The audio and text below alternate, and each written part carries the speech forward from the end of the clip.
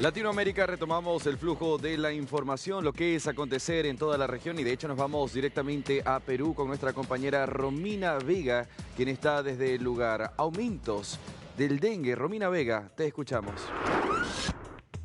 Ciertamente, Andy, ¿cómo estás? Muy buenas tardes para ti. El abrazo también para todos los que nos acompañan a nivel Latinoamérica. Hemos llegado hasta el distrito de Magdalena para poder conversar con una voz autorizada luego de las declaraciones que ha tenido el ministro de Salud en relación al pico que vivimos en el año 2023. Efectivamente, fue una epidemia la cantidad de contagios que tuvo que enfrentar nuestro país. Sin embargo, lo importante y lo que señala también que estemos aquí es que en estas primeras semanas del 2024 hablamos de cerca de un 40% en ese incremento en comparación de la data que vivimos el año pasado.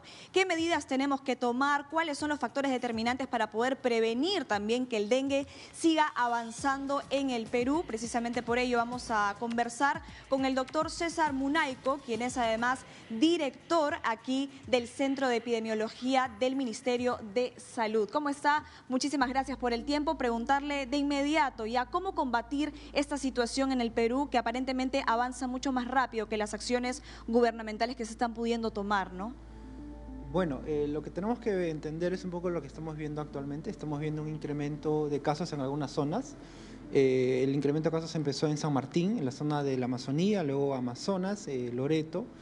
Y en la zona norte todavía, con excepción de Tumbes, hemos visto un incremento, ¿no? Ese es un poco el panorama nacional. Ya el señor ministro lo explicó, ya tenemos un plan aprobado, pero no es que cuando se apruebe el plan recién estemos actuando, ¿no? Ya venimos actuando desde el año pasado, ¿no? Para poder disminuir el impacto, ¿no?, que pudiera tener estos incrementos de casos de dengue a nivel nacional. ¿Qué acciones incluye este plan que está llegando por parte del Ministerio de Salud para combatir los contagios? Sí, este plan incluye varias líneas de trabajo. Primero, la vigilancia epidemiológica, es lo que ustedes ven acá, ¿no? Toda la información que se genera diariamente y se analiza a nivel nacional, permite dirigir las intervenciones. Luego, el manejo de los pacientes, ¿no?, para que haya un manejo adecuado de los pacientes a nivel de los servicios de salud. También tiene el tema de comunicación y promoción de la salud. Es importante aquí el compromiso no solamente de la región, sino también de los alcaldes, porque es un problema que involucra la participación multisectorial, ¿no? Además, también dentro de este trabajo estamos también viendo la intervención y los brotes también que se pudieran presentar. Ahora, en relación al tema de los contagios, vemos que ciertamente se están haciendo los esfuerzos, se ha destinado también un presupuesto importante ya por parte de, digamos, del nivel gubernamental, pero en este caso deja la sensación todavía que son medidas preventivas. ¿Hay algo más que se puede hacer en contra del dengue? ¿Alguna manera de inmunizar a la población? ¿Hablar quizás de algún tipo de vacuna? ¿O esto simplemente no es dable? Bien, ya el ministro lo explicó también muy bien. El proceso de vacunas toma un tiempo, ¿no? Hay que ver las normas, la normativa, a quiénes se va a vacunar. Ya, por ejemplo, hemos ido avanzando, hemos determinado cuáles son los grupos de riesgo, en qué zonas se podría vacunar, y el comité de expertos obviamente va a tener que reunirse para ir avanzando este proceso. Ya se están haciendo las gestiones necesarias, pero igual tenemos que ir trabajando la parte preventiva y la parte de intervención, ¿no? Hay algunas zonas que todavía no hay un incremento importante. Ahí se está trabajando con el control larvario, por ejemplo, eliminando las larvas de los recipientes, y en las zonas donde vemos que hay un incremento de casos ya se está haciendo una nebulización, ¿no? Entonces, es de acuerdo al escenario se actúa. En ese sentido, tendríamos entonces que sí existe una vacuna y todavía el Ministerio de Salud y nuestro país queda a la espera y por tanto se vienen realizando este tipo de campañas. ¿Tiene un periodo de repente, si hablamos que llegarían para el 2024, si sería factible para el 2025? Porque viendo incluso los cuadros que ustedes manejan, aparentemente promete ir en ascenso, ¿no? Considerando la ola de calor, las inundaciones, las condiciones también en las que viven muchos de los habitantes del Perú. Sí, bueno, de acuerdo a la situación actual, se espera que pueda haber un incremento mucho mayor en las siguientes semanas, pero para eso ya se está trabajando, ¿no? Este plan y las regiones ya tienen todos los recursos necesarios para poder intervenir y con la finalidad de poder reducir, pues, el riesgo y también el número de casos que estamos viendo en algunas zonas del país. Ahora, ¿cómo determinar los síntomas y contarle a la población también de reconocer y acercarse? Porque es uno de los detalles más importantes, ¿no? Ir rápidamente, digamos, a un hospital, a una clínica, pero ¿cuáles son los síntomas claves para poder identificar que uno podría estar teniendo dengue? Así es, en general el dengue, casi el 95% de casos son casos leves, sin signos de alarma, pero si se presenta algún signo de alarma o una enfermedad grave es importante acudir al establecimiento de salud más cercano, ¿no? En este caso, ¿cuáles son los signos de alarma? Persona que tiene dolor abdominal, tiene sangrado, ya sea gingival, ¿no?, o también persiste la fiebre, inmediatamente hay que acudir a cualquier servicio de salud para que sea evaluado y atendido de forma adecuada.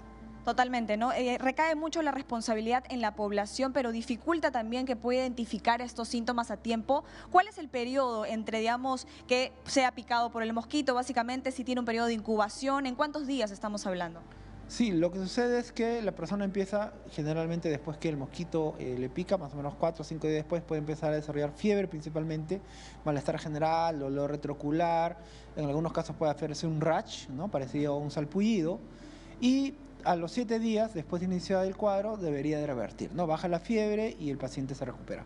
En algunos casos, después de los 7 días, el paciente puede empezar a tener signos de alarma, ¿no? Sangrado por la mucosa, por la nariz, puede tener dolor abdominal intenso, por ejemplo, y eso hace que probablemente el paciente se puede complicar, ¿no? Inmediatamente hay que ir al establecimiento de salud más cercano para que sea evaluado.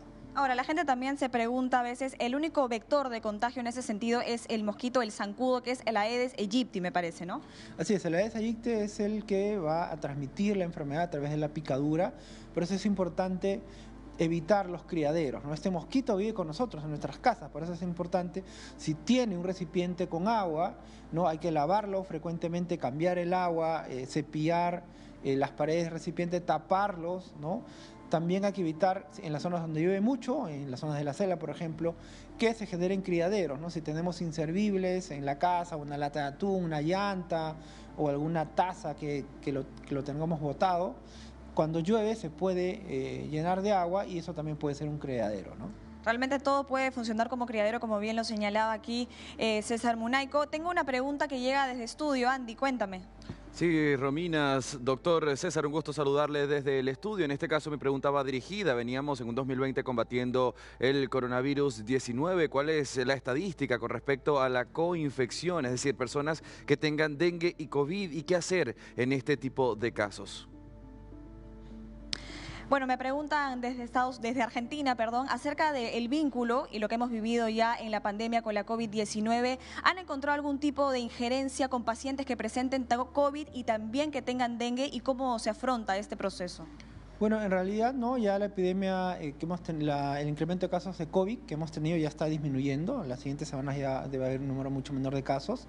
Hemos tenido casos con coinfección, ¿no? En ese caso el dengue sería lo más preocupante porque ahora en general si la persona no tiene ningún signo de alarma, no pertenece a un grupo de riesgo, los casos de COVID son leves, ¿no? Porque está circulando las subvariantes de Omicron.